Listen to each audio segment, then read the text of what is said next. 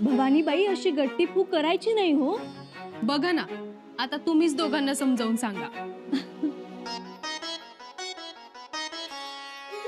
तुम्ही दोघेही शिवछत्रपतींचे नातुंड आहात. तुम्ही दोघेही आऊसाहेबांचे परतुंड आहात. मग आपण असं आपापसात भांडायचं नाही. आणि तुम्ही दोघे जर भांडलात तर तुमच्या आजोबा महाराज साहेबांना कसं वाटेल? त्यांना आनंद होईल नाही. पण आमची ओळख नव्हती ना. अहो, आता झाली की ओळख. आता छान बोलायचा. बोला. भवानीबाई तुम्ही बोला बरं. त्यांना सांगा आधी बोलायला. आम्ही नाही, तुम्हीच बोला आधी. शंकराजी, अहो ते लहान आहेत, तुमचा मान मोठा. तुम्ही बोला. बोला. भवानीबाई म्हणा. भवानी. अहा, भवानीबाई म्हणा. भवानीबाई. भवानीबाई आता तुम्ही सुद्धा म्हणा बरं. म्हणा दाजी साहेब. दाजी साहेब. आता दोघांनी भांडायचं नाही. चल आता दोघं मिळून खेळायला पळा. पळा.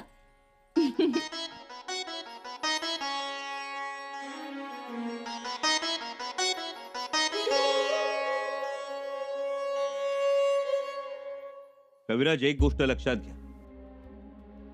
कान्होजीराव आपल्या गणोजीरावांबरोबर आले होते म्हणून केवळ बचावले,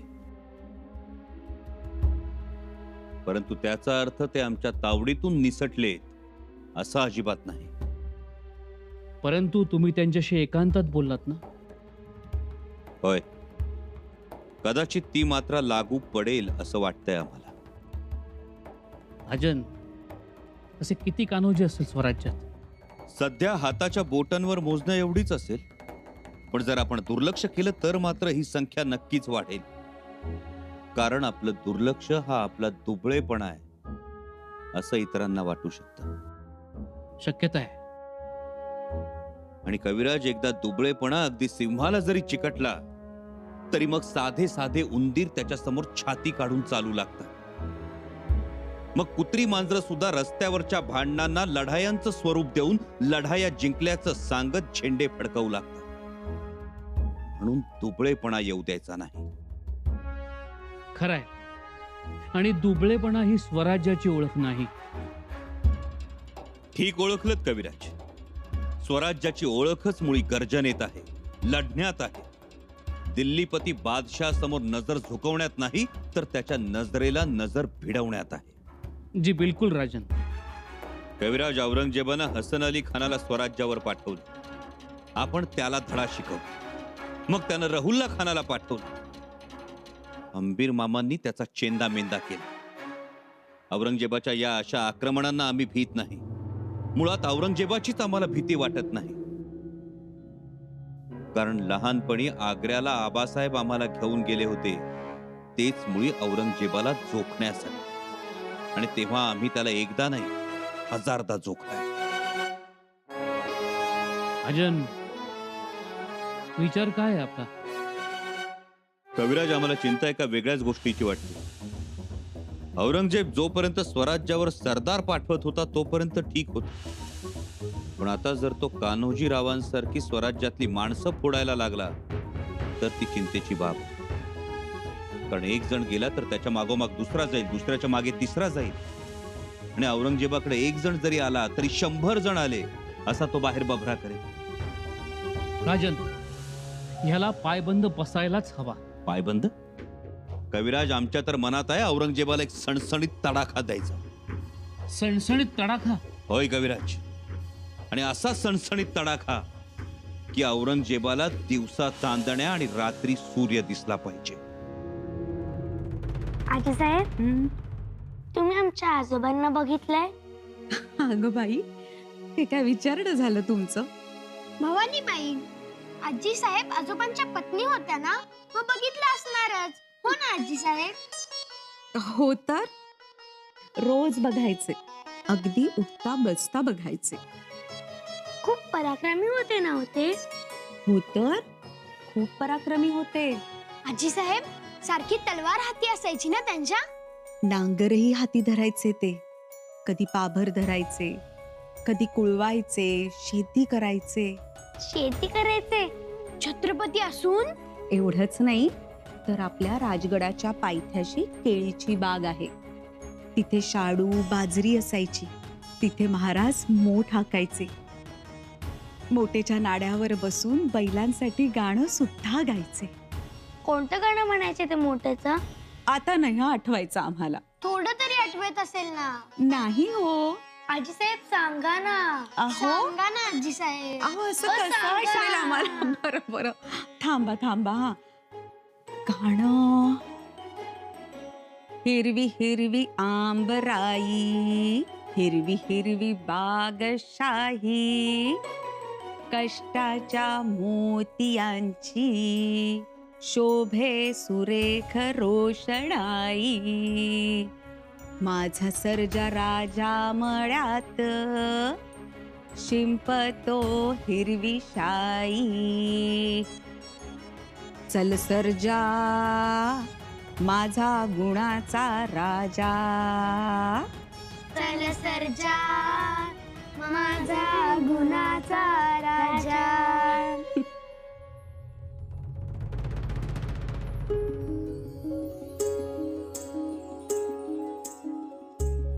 मातोश्री,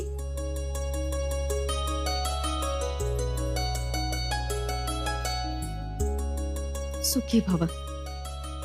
झाली पूजा? हो.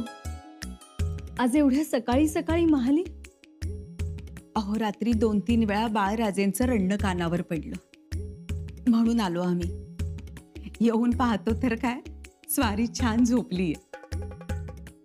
का रडत होते रात्री? रडले, पण का रडले ते काही समजलं नाही. मग गोव्याचं चाटण दिलं, शांत झाले. मग आम्ही रात्रीच येणार होतो, पण मग म्हटलं नको, म्हणून सकाळी आलो. ठीक आहे, चला आता न्याहारी करा. चला या. आजी साहेब. अरे या या. आजी साहेब, मोठेचे गाणं खूप आवडलं. मोठेचं गाणं? हो. हिरवी हिरवी आमराई, हिरवी हिरवी बागशाई, कष्टांच्या मोतियांची, कष्टांच्या मोतियांची शोभे सुरेख रोषणाई. कथा चांगल्याच रंगलेल्या दिसतायत. हो. शास्त्रकन्याची कथा तर आम्हाला खूप खूप आवडली. चला आता मातोश्रींसोबत न्याहारी करून घ्या. चला. आम्ही इथे न्याहारी करणार नाही. मग शंकराची दाजी साहेबांनी जिंजून खास पदार्थ आणले आमच्यासाठी. करदंट तो खाणार आम्ही. येतो आम्ही. बघितलं मातोश्री, कालपर्यंत दोघांचं अजिबात पटत नव्हतं, आणि आज किती छान गट्टी जमली आहे त्यांची. लहान मुलांचं असंच असतं.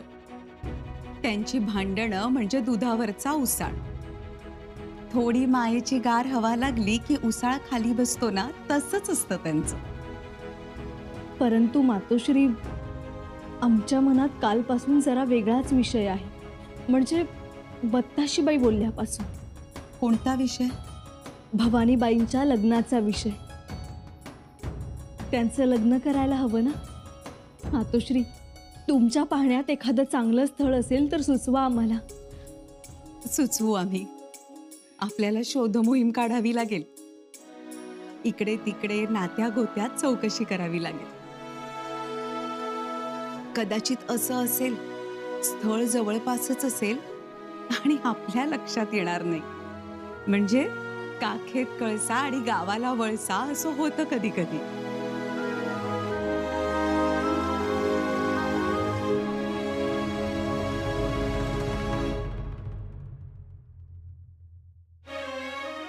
दिसतंय? नाही. हा खेळ आपल्या आजोबा महाराजांनी आमच्या आबासाहेबांना शिकवला होता आग्र्याला जाताना. हो हो. डोळे बांधायचे, मग बंद डोळ्यांनी वस्तू लपवायची आणि ती शोधायची. अवघड आहे. उघड्या बंद डोळ्यांनी दिशा आणि पावलं लक्षात ठेवायची आणि वस्तू लपवलेली जागा शोधून काढायची. ही बघा तुमची अंगठी, आम्ही तुमच्या ओंजळीत ठेवतो.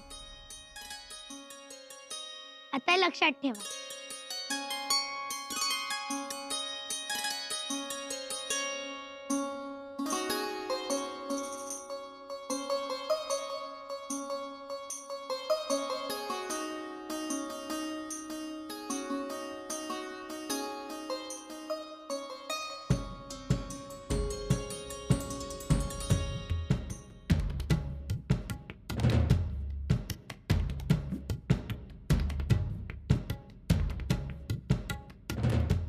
आता बसा आणि कुठेतरी ती अंगठी लपवा.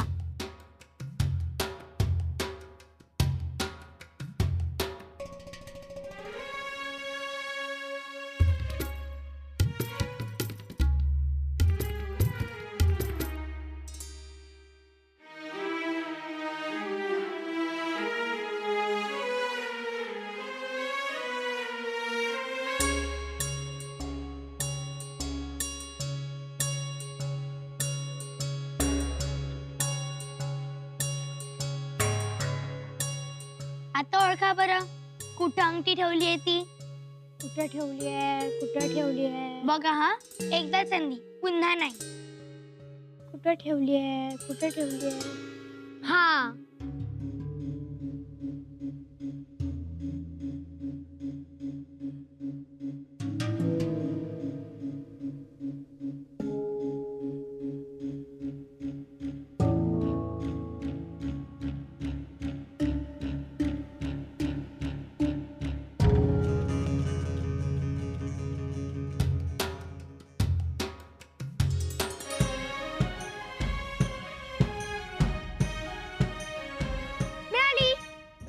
बघितलं, तुम्हाला दिसलं असणार. रडीचा डाव, चिडायचं नाही. रडीचा डाव, चिडायचं नाही. रडीचा डाव, चिडायचं नाही. रडीचा डाव, चिडायचं नाही. रडीचा डाव, चिडायचं नाही. कविराज, काय करावं या औरंगजेबाचं? कसा चाप लावावा त्याला? काय केलं म्हणजे औरंगजेबाच्या मनात दहशत निर्माण होईल? आपण आक्रमण केलं तर? आक्रमण? कविराज, 5 लाखाच्या फौजेवर आक्रमण करायचं तर मोठी फौज लागेल. शिवाय हा मुकाबला खुल्या मैदानात होईल. त्यामुळे आक्रमण नको, काहीतरी वेगळा विचार करावा लागेल. एकाच वेळेला आदिलशाह, कुतुबशाह आणि आपण त्याच्यावर तुटून पडलो तर? तिघांची मोठ बांधणं अवघड आणि त्यासाठी लागणारा वेळ आपल्या हातात नाही. अकबराला फौज देऊन त्याला औरंगजेबावर हल्ला करायला लावलं तर? कविराज, हे होऊ शकतं, पण अकबरात एवढं धाडस?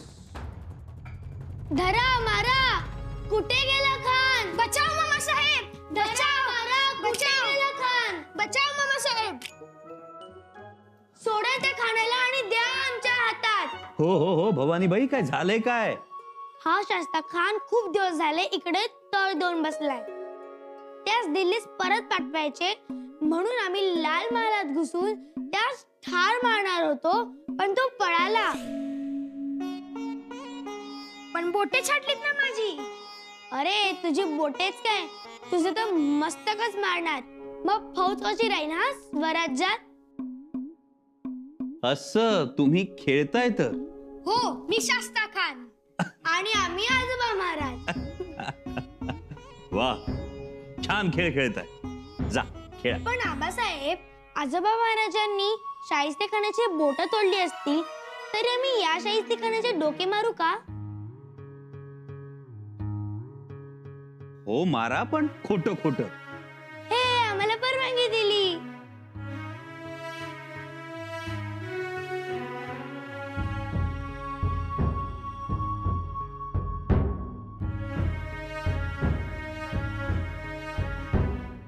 कविराज, उत्तर मिळालं.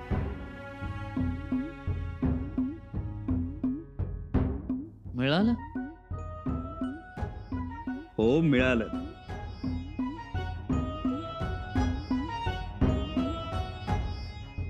आबासाहेब त्यांचे लाड करू नका, का बरं? कारण की ते शास्ता खान आहेत आणि आम्ही त्यांची बोटं तोडली आहेत. अरे हो, विसरलोच. आणि तुम्ही फक्त आमचेच लाड करायचे.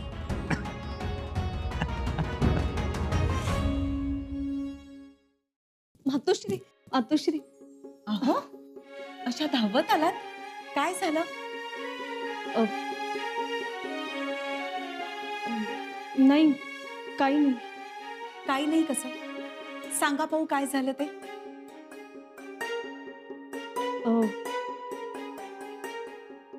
कळसा सापडला. कळसा? हा, म्हणजे काखेत कळसा गावाला वळसा, तो कळसा? हो मातोश्री, तोच कळसा सापडला. कसा आहे? तांब्याचा आहे, पितळेचा आहे की सोन्याचा आहे? सोन्याचा आहे. नक्षीदार आहे?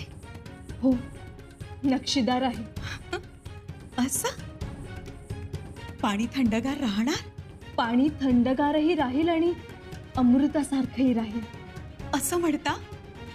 हो. कुठे सापडला? इथंच सापडला.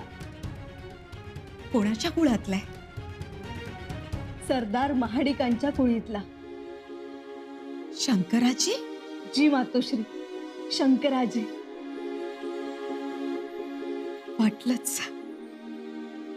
चांगलं आहे. भवानीला अजून दुसरं काय हवं? शंकरच. भवानी शंकर. मातोश्री, तुम्हाला पसंत आहे ना? अहो, आमचं काय, तुमची पसंत महत्वाची. आणि तुम्ही जे काही कराल ते चांगलंच कराल. आऊसाहेबांची नजर आहे तुम्हाला. पण पण काय? जे काही असेल ते शंभूराजेंच्या कानावर घाला. जी मातोश्री, परंतु आम्हाला खात्री आहे राजे याला नाही म्हणणार नाही. आम्ही तुम्हा दोघांवर खूप खुश आहोत. आवडला तुम्हाला आमचा खेळ? खूप आवडला. आणि कविराज, तसही शंकर भवानी खेळू लागले की विश्वाचे गुंते सहज उकलतात. शंकराजी, आमच्याकडून तुम्हाला ही भेट. ये, मामासाहेबांनी आम्हाला भेट दिली. आणि आम्हाला? भवानीबाई, तुम्हाला काय देऊ? आम्ही तुमचेच तर आहोत. नाही, आम्हाला पण पाहिजे. बरं, ही घ्या तुम्हाला. आम्हाला पण भेट मिळाली. ये. आता जा, खेळा. तुमच्या खेळातून आम्हाला आमच्या प्रश्नाचं उत्तर मिळालं. जा, खेळा. शास्ता खान, छाव! बचाव!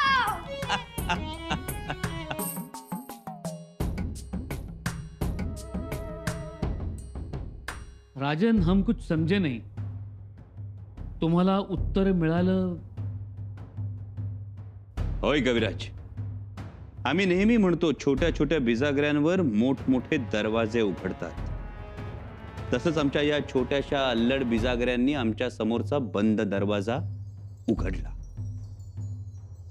नाही राजन, नाही समजलं. तुमच्या मनात तरी काय आहे? कविराज, आमच्या मनात आहे औरंगजेबाचा शास्ताखान करायचा.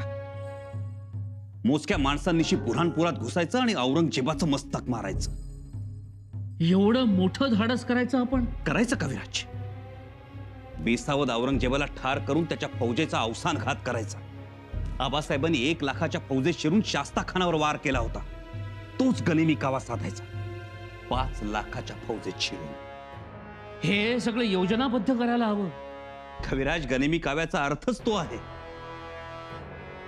मोजकी विश्वासू माणसं सोबत घ्यायची, योजनाबद्ध रीतीनं शिरायचं आणि राणी माशीवरच झडप घालायची.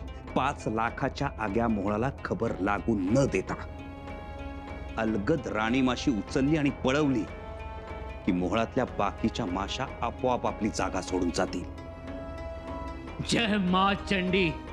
हे विलक्षण आहे. हा असा विचार कोणीच केला नसेल. कविराज, आता ठरलं. आता वार करायचा तो थेट औरंगजेबावर.